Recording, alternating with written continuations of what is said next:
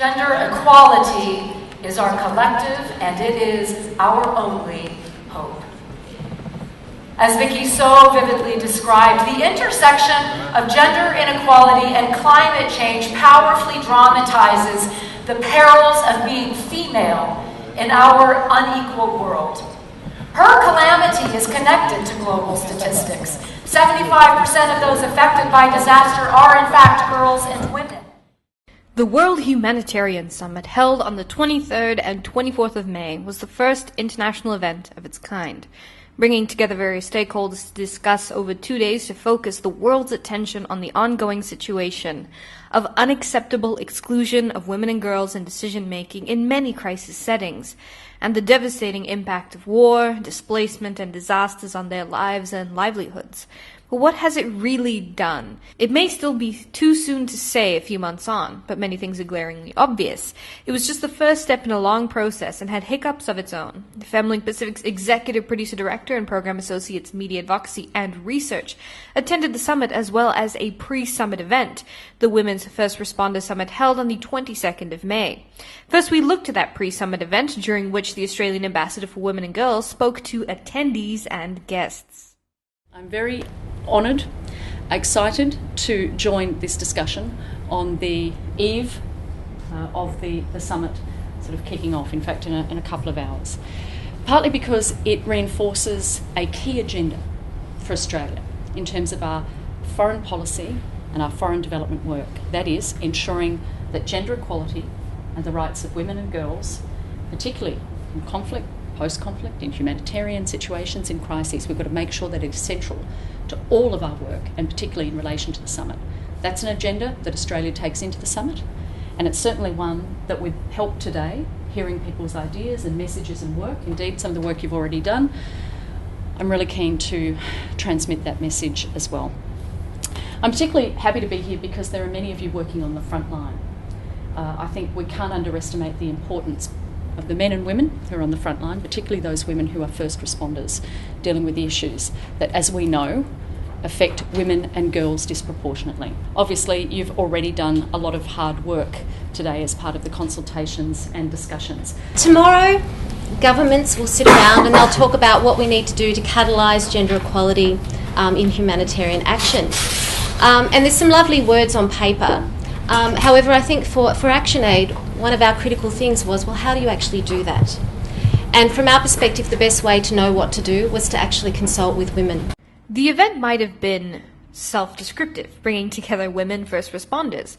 Yet despite a whole day dedicated to such women discussing and sharing, their recognition is still very limited, in part during the World Humanitarian Summit, but also at home in one's own countries.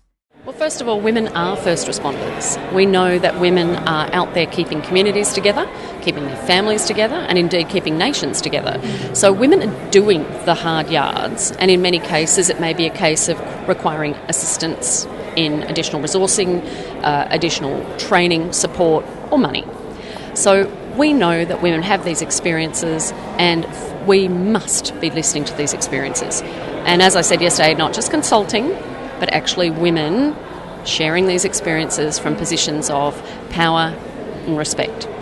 So we can learn from those experiences, and we listen to what women tell us, particularly in our region. We also know from experience that women's involvement in humanitarian responses leads to better outcomes for families and indeed communities. After Cyclone Pam, Ni Vanuatu women, what did they tell us? And I quote, "If we need immediate assistance, it takes too long when our opinions go through men. We are different. We have different needs." We were able to mobilise and respond to the cyclone around priorities affecting the communities. We were able to look at ways to participate in decision making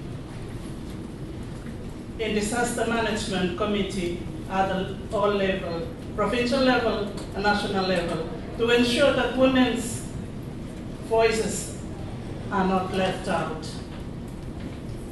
For rural women like some of us, we still face this challenge. Some of us are illiterate, less access to information, less access to services like good, clean drinking water, education, shelter, food and health are still a challenge after the cyclone. The leadership role is still a challenge also in my country, as women has no political representative in the national parliament. Culture and custom is also a barrier to women's leadership, including disaster response. As leadership is only seen or played by men, and it is a struggle for women to take up this role. Violence is also a problem, but it is not openly addressed. I have been leading women in my community to establish a forum called Women Talk Together, or Women Talks Together. We want to be recognized for our existing leadership that is often ignored and undervalued. We want to be represented in decision making. It is not enough just to consult us. We want space on the table. We want access to resources to support our effort to recognize and mobilize to defend our rights, and to invest in the priorities that are important to women in response and recovery effort. I am a rural woman from the island of Tana, where there are few jobs and opportunities. I have never imagined in my life that I would be here in Istanbul today. But I urge you to listen to my voice, because I am standing here on behalf of more than 4,000 women in Vanuatu whose voices are often ignored, and now we refuse to remain silent. Well, I think the biggest disaster that we had was the tsunami. It's a few years ago now. And of course, the women's response is always, first and foremost, their families and their communities. And it was very interesting for me when the tsunami happened, that the immediate response around the communities close to the area that was hit, and my area is quite close to it, the women got together very quickly and put together, the basic supplies that families would need. The mats, the linens, the pots and the pans, and then of course the men got the food ready. And what was really encouraging for me in that instance was, in terms of first response, that families went, and next door neighbours went. And perhaps in the case of cyclones, where the effect is much more, there's a wider spread. But because the tsunami only hit a particular part of the country, all the other parts, where their families and relatives were, the immediate response was there. In terms of more formal responses, in terms of government, well, we're quite set up with our disaster preparedness. Our Prime Minister leads the Committee for Disaster. Interestingly enough, it's a woman who heads up our disaster unit. I observe that she operates in a different way from how men operate.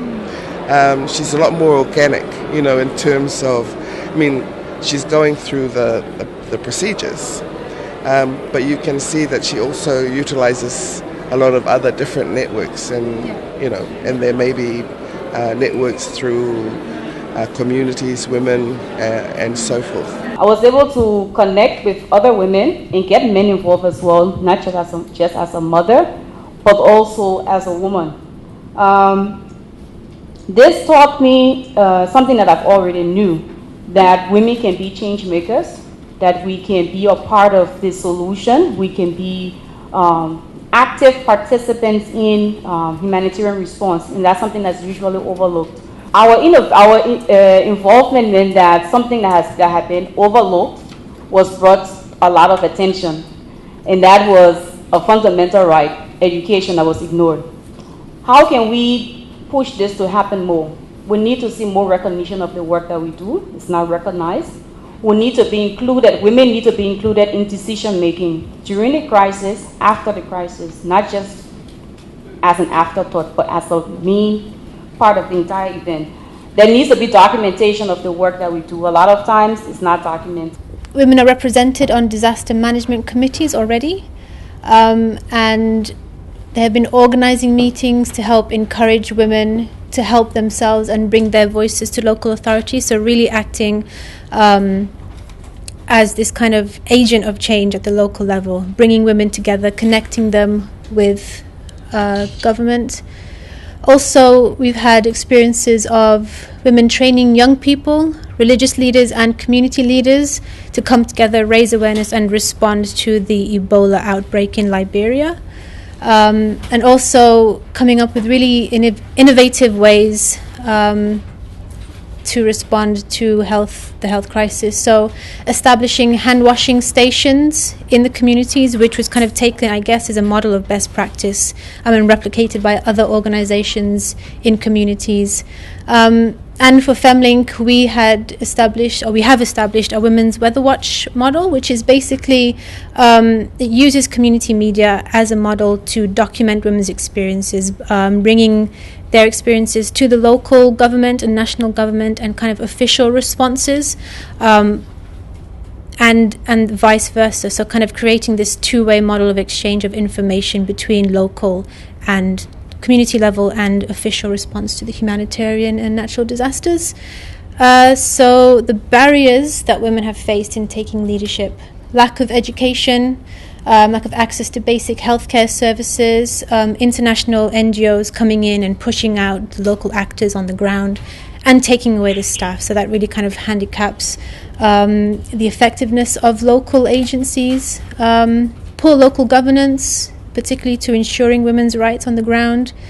Lack of funding for locally led organizations has been a barrier. The kind of persistent male-dominated understanding of leadership in communities in the Pacific, in Africa, on the African continent as well.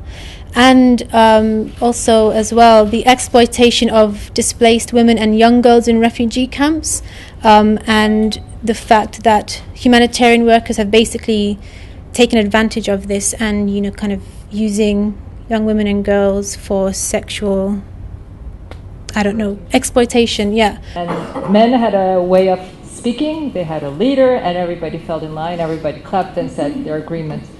Women, you talk to them, they were much more democratic. They disagreed with each other. It was a much more lively engagement. But still, there was this segregation between men, and women always came after the men.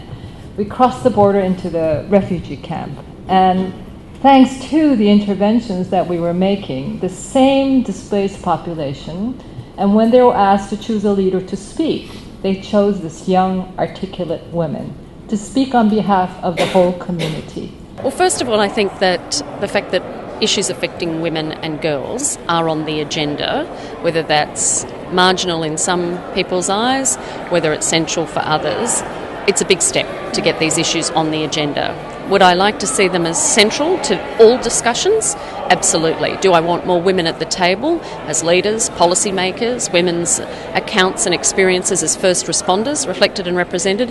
Absolutely. And I don't think you can have a successful humanitarian summit or reformed humanitarian architecture without women being central to that process. So I was a little shocked to attend an opening reception as part of the broader World Humanitarian Summit that night, where not only was there no female speaker on the stage, I was in a room of majority men, and indeed at the end they called up to the stage the board that was responsible for this event, hosting this event, and honestly there were 2 women, I think, and about 30, maybe more men. And I know that symbolism counts. I know that this might just be a reality check, a reflection of how things are in terms of positions of power in Turkey and elsewhere, because it's not just Turkey, it's a global issue. But symbolism matters, substance matters too. But unless you have women's faces, women's voices reflected and represented at these events, they will not work. It's the same with people with disabilities. You can't turn up to a disability session and round table and not have captions working or the signing working or other devices that ensure that people with disabilities are central to this discussion and debate. These things matter. They may seem peripheral to some leaders, but to me, they're bread and butter. And once we get those issues right, we can perhaps solve this humanitarian agenda little by little. It is, as Mary has said, not just consultation, but it's women at the table. And even, as you were saying, not just as the token or tick the box, but as you and I were saying last night, my telling tales out of school, I don't want to go from a brilliant pre-summit event like I did yesterday to an opening reception last night where I'm not only in the minority, but there is not one woman on the stage. Not one woman spoke. Not one mention of gender. No discussion of the role of women and girls. It was a little bit heartbreaking. That little parallel universe came back and I realised we've got a lot to do. So the challenges are there, but I think women in decision making, women participating, and you see, Mary, I keep using you because you are here, my friend, but the women leaders are there. They're there. So how do we make sure that it's not just a trickle down, but a bottom up, that women are at events like this? Because everyone has identified, in terms of the rhetoric, how critical women are to this entire process. So we've got to make sure the next one of these that comes around, we are there in equal numbers at least. So coming back to this disconnect in policy and practice, how can we implement this commitment, WHS commitment, leave no one behind, or investment in humanity, when in meetings there are no women, and I attended a high-level meeting of parliamentarian, and I happened to be the only one woman, and there was all discussion about construction of roads and shops and the bridges, and no one was talking about women. And I also, although I am mature and quite have exposure, but even also I reluctantly, because I wanted to create a space. Because they are very powerful, I wanted again to be part of that discussion. So I did not want to threaten, I did not want to attack. So very nicely I said, but what about 50% population of women and their need? But what do the women need in addition to food and non-food items? This was what they couldn't see it. And there was clearly a lot of nervousness. This was highly sensitive topic. This was highly, linked with the honor, with shame. So one has to be careful, and one has to. I think the big achievement for women would be to survive on ground and ask questions and be acceptable, and that the change we make is indigenous and it's organic, not because outside. I don't think that that is acceptable. So our goal was to elevate the response that women are making in communities in response to disasters, to highlight some of the barriers and opportunities, and also to engage women from the communities who are most affected in defining their own priorities, and explore some of the transformations that might actually be needed in the humanitarian system. I think we've already heard today it's not necessarily a friendly place for local organisations and local actors. I'll go for how we are going to hold leaders accountable. Well, my advice will be by speaking up and embarrassing them, by giving the example from last night's reception when the photo show where it started with all men standing on 3 levels of stairs and there was no woman included, there was no female speaker. In the build-up of this summit, we were talking and asking that states need to be accountable and lead by example, but yesterday's example was just, for me, it was a failure. So that's why if we keep on insisting and asking, maybe we will embarrass and eventually they will listen to us. Hopefully, if there is a repeat of another summit even in 20 years, that we as women will come and participate, not to talk about gender issue. We talk about climate, we talk about economy, we talk about other issues. We have the right, we are capable, we can do these changes. By even stereotyping us as women just to focus on gender issue is actually limiting us. So we need to change the discourse from that way. So really we hope, and we need to ask the UN agency and the OCHA to lead by example. We need to use social media as a disruptor of the norm. We have the next 24 hours, wherever there's a panel with no women, with one woman, let's quit and share and shame. Because that's how we do it. We talk about it. Thirdly, I want to comment on the issue of male involvement.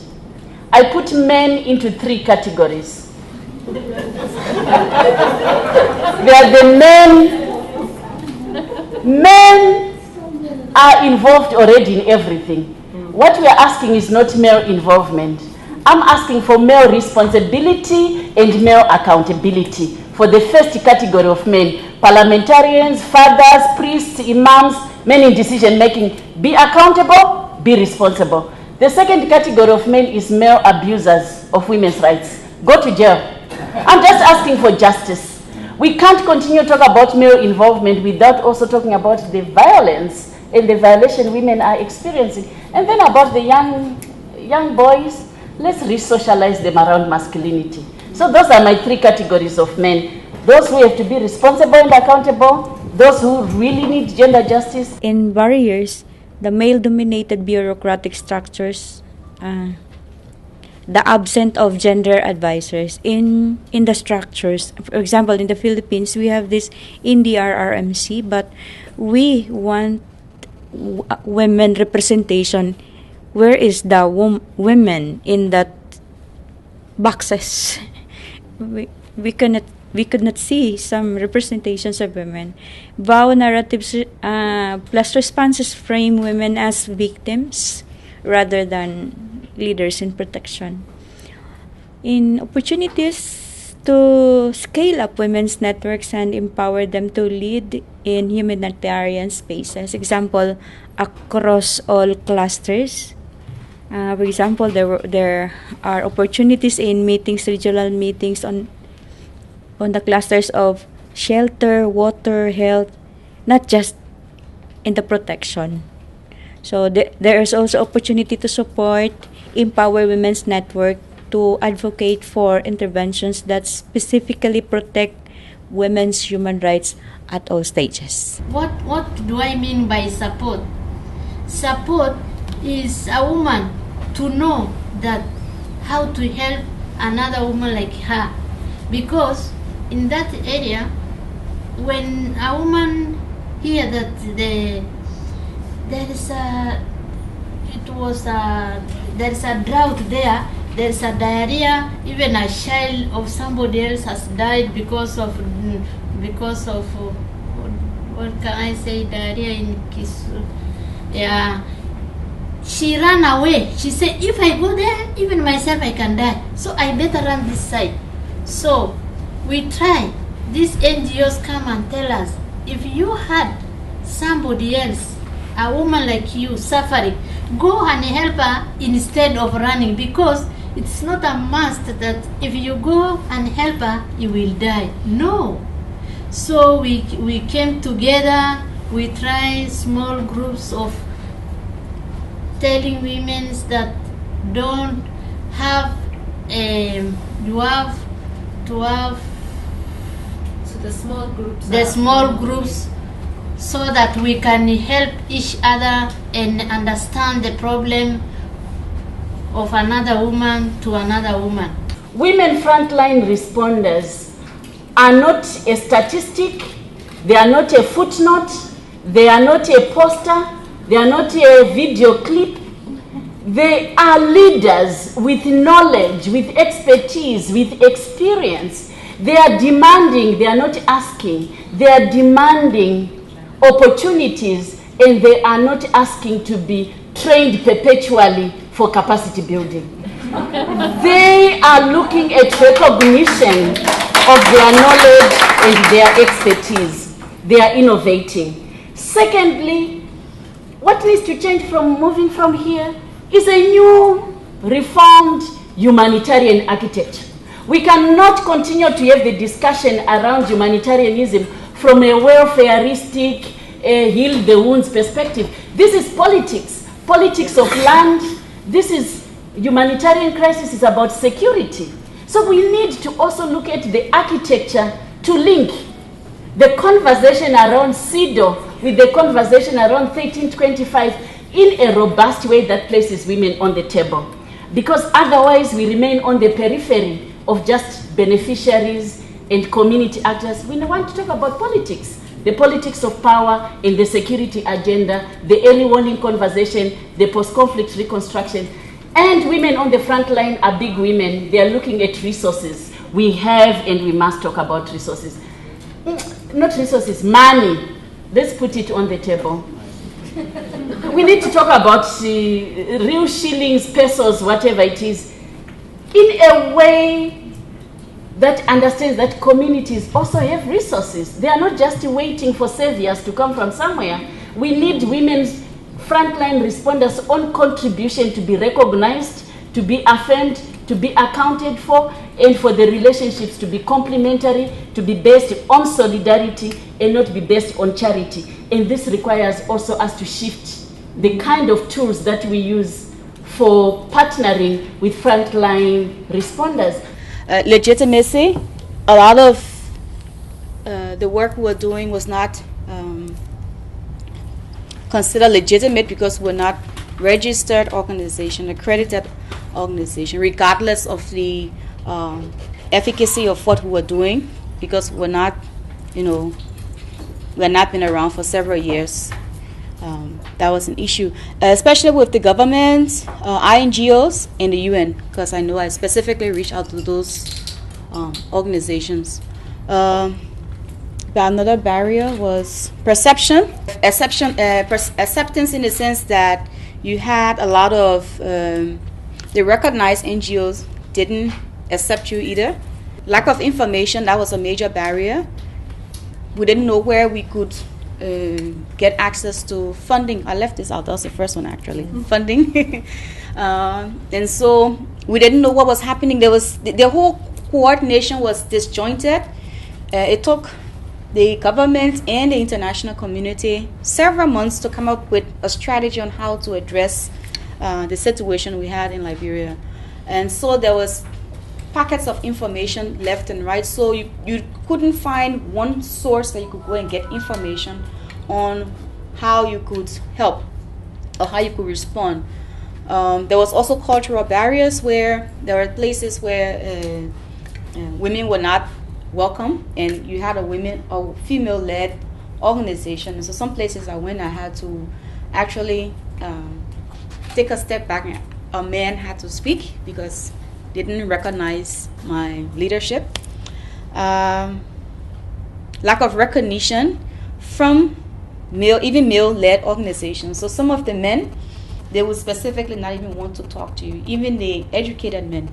And so they would not support what you were doing because they didn't think of it first. Mm-hmm. And also logistics. We didn't have the kind of large logistical network, so getting things to certain areas was difficult. That's another challenge, cutting off the funding, especially also this counter-terror rules and regulation. The first group that get affected, even if you're going to transfer $1,000 from America to a women group, it gets stopped and you will be lucky to get it eventually, but you have to go through a lot of indirect ways to get a small fund, while the terrorists always find their ways to get a lot of funding going to them, so they don't need to worry about that. So these are really the main issue.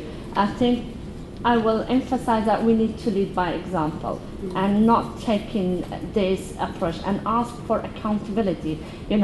Donors, the states are funding through their agency to the international agency, the NGOs, and then they need to ask, where are the women in the programs? where are your gender advisor? Are we actually giving them this technical advice, to work on this issue? The commitments are great, but we really need to work on implementing them and be accountable, and accountability will be a key issue here. While resourcing and acknowledgement of women's work as first responders is vital, women doing work outside the typical humanitarian spheres were even more invisible. This included media, and specifically community media. In the context of the World Humanitarian Summit, I think that's really one place where I've noticed there has been a gap. There's certainly been a very important focus on the protection and safety of journalists and media workers in all humanitarian crises, which also includes conflicts, which also includes natural disasters. But I haven't really seen the connection that is necessary right now with the community radio movement in terms of the kinds of models that we have also been learning from Pakistan, from the Philippines, from Bangladesh even, they're using community radio for flood alerts. So that's been really important. But coming back to two other points, that women really are, as you said, are the first responders, and we need to be able to have the access to the resources that enables us to have the access to the kind of technology that we want to be communicating. Women are the first responders, but not just during humanitarian crises. And really, the traditional humanitarian players or the movement must work better at working with the women's rights movement and building on the gender equality commitments. And then when the cyclone came, it puts down the whole thing. So everything, yes, I think the building went down and there's no more radio there at the moment. I'm looking at as another possible way for women to come in again, and if possible, they could take up this role again and operate the radio again, because this is where girls come in and find themselves, because most of the girls who has been taking part in as announcers are now working in other fields, like they are not afraid or don't have fear to come out in public. So I think the community radio is a very powerful tool for the girls in the community. At the same time, the humanitarian structure cannot stand alone.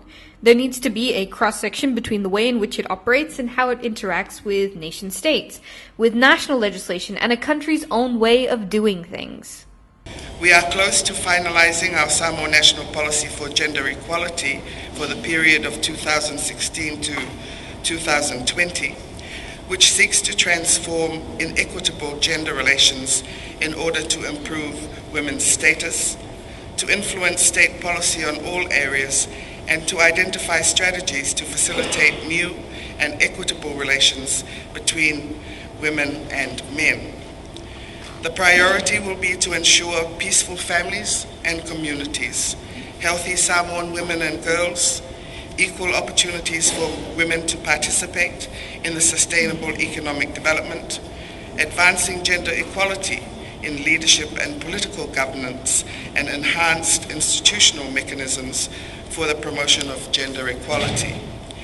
As we continue our national efforts in this important agenda, Samoa commits to advocate at the regional and global level for policies that empowers women and girls to be instrumental agents of change in humanitarian action, especially the women and girls of the Pacific, as we are convinced they have a lot to offer the world as true instruments of peace for humanity. Thank you.